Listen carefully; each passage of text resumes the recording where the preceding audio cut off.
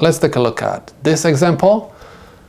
We're supposed to use the properties of radicals and rewrite the radicand as -1 times 25 over 81. This is equal square root of -1 times square root of 25 over 81. This is equal. Instead of square root of -1, I'm going to write j.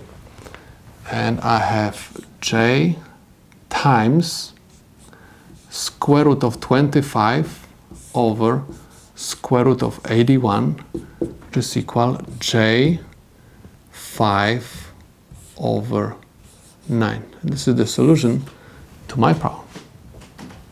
Let's take a look at this example. The very first thing which we're supposed to do is supposed to copy down the negative sign. Next, we're supposed to reduce the fraction. So copy down negative, and I have 4 and 100. 4 and 100 are divisible by 4. That's why I'm going to write that this is 1 over 25. Next, I'm supposed to copy down the negative sign. Supposed to use the properties of radicals and rewrite this expression as -1 times 1 over 25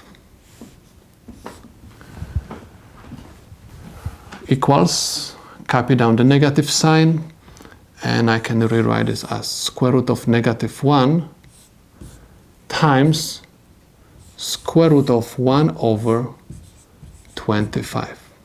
This is equal. Copy down the negative sign. Square root of -1 is equal j times square root of 1 over square root of 25. This is equal -j times 1 over 5, which is equal -j 1 over 5. This is the solution to my problem.